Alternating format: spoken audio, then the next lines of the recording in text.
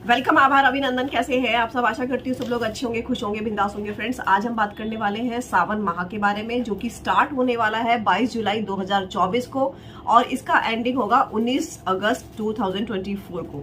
यानी कि ये सावन का जो महीना है ये पूरा एक माह के लिए होता है। सावन माह बहुत ही पवित्र माह माना जाता है, जिसमें झमाझम बरसात होती है। हर फूल पेड़ पौधे जो है नए तरीके से खिलना प्रारंभ करते हैं, जो कि गर्मी की वजह से झुलस जाते हैं।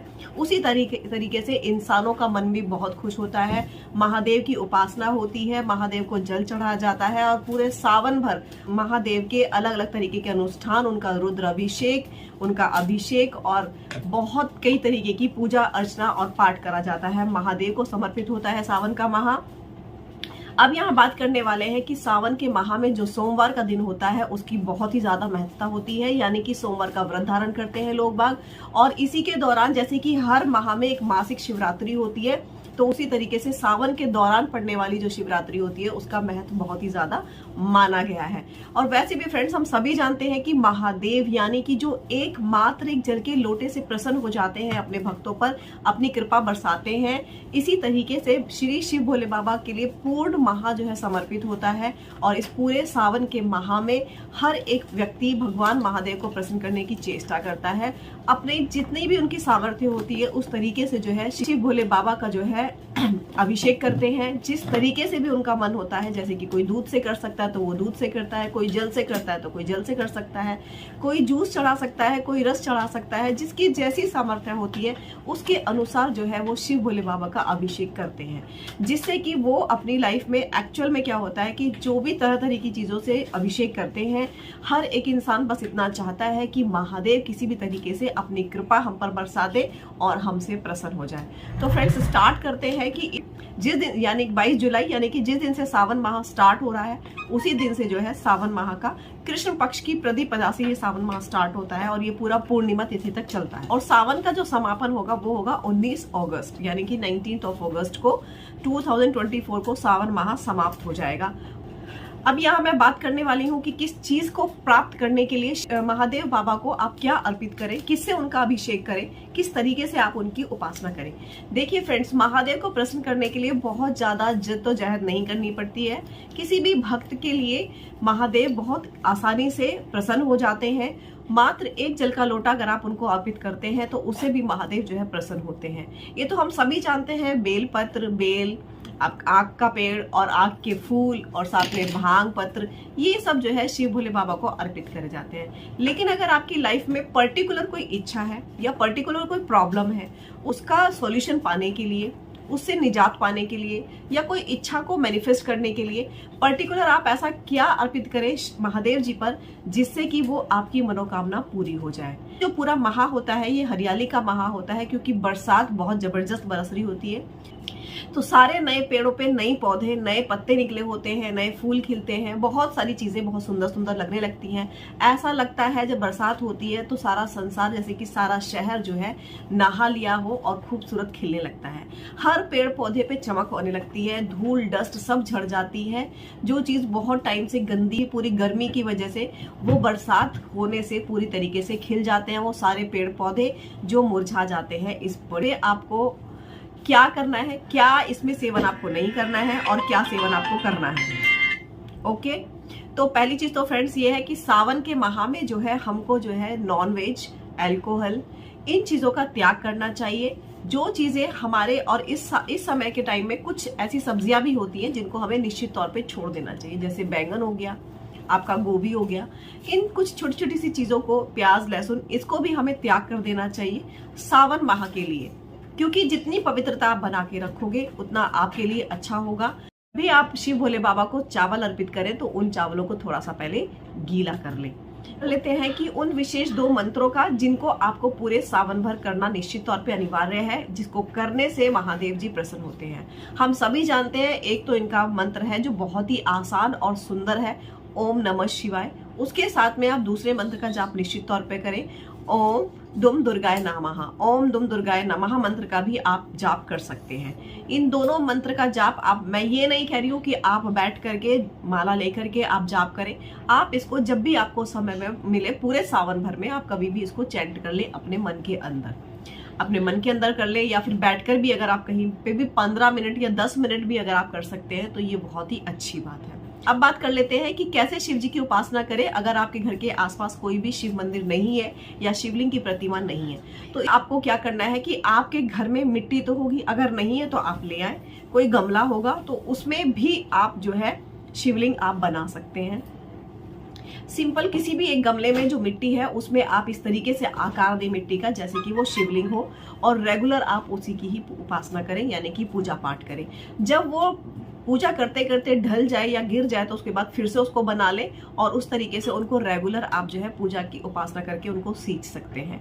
तो इससे भी महादेव बहुत प्रसन्न होते हैं। अगर मंदिर नहीं है तो ये ऑप्शन है, अगर मंदिर है तो मैं कहूंगी कि रेगुलर यानी कि पूरे सावन 30 के 30 दिन आप मंदिर जाए और शिव भोले बाबा का जल अभिषेक निश्चित तौर पे करके आए।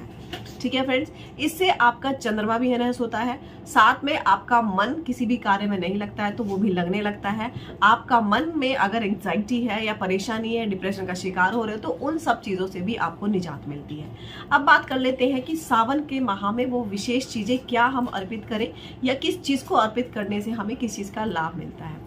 पहले बात कर लेते हैं दूध। अगर हम शिव भोले बाबा को दूध अर्पित करते हैं, यानी कि दूध से अभिषेक करते हैं, तो आरोग्य की प्राप्ति होती है।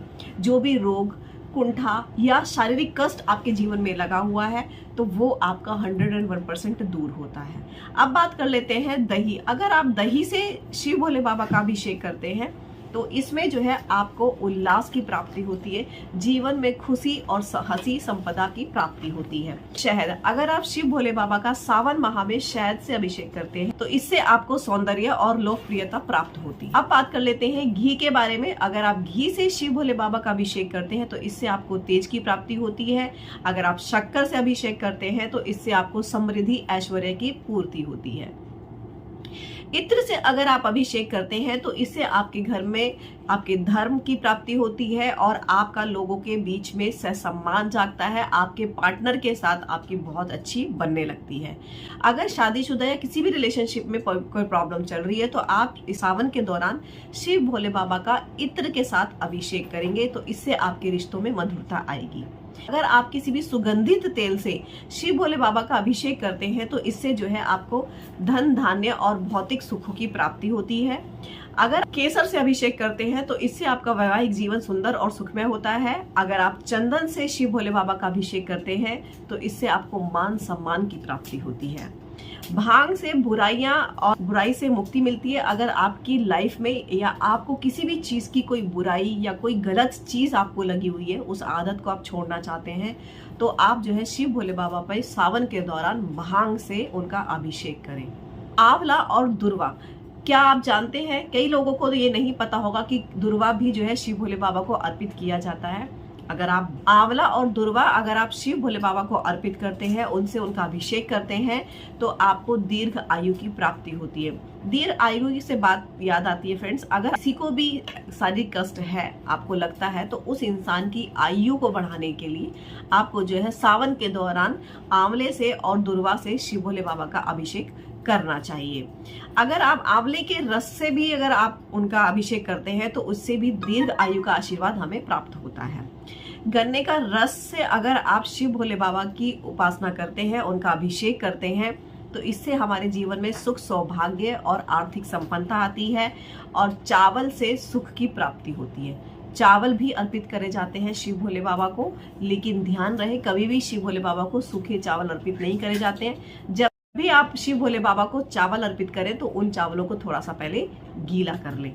उसके साथ में आता है जौ और चमेली। अगर जौ से या फिर चमेली के फूल हो सकते हैं, चमेली का तेल हो सकता है, इनसे अगर आप शिव भोले बाबा की अभिषेक करते हैं तो इससे आपको सुख की प्राप्ति होती है, समृद्धि की प्राप्ति होती है और जीवन में आपके जो भी कष्ट या आर्थिक परेशानी चल रही थी उन सब से आपको निजात मिलती है।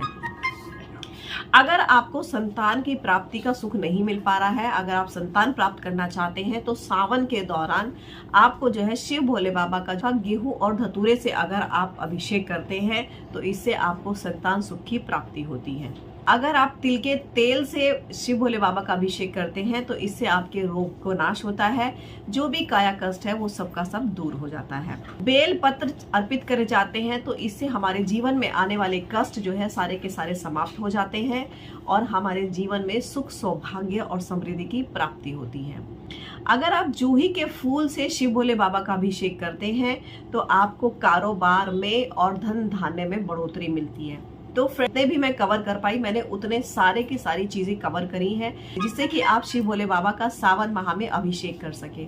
आप ऐसा भी कर सकते हैं कि आज मैंने इससे अभिषेक किया है तो कल मैं किसी और चीज से अभिषेक करूं, लेकिन बस मैं यहाँ कहूंगी या तो दूध या फिर जल या फिर गन्ने का रस, इन तीनों से आप निश्चित तौर पे अभिषेक करें, जिससे आपके जीवन की समस्त कामनाएं पूर्ण होंगी।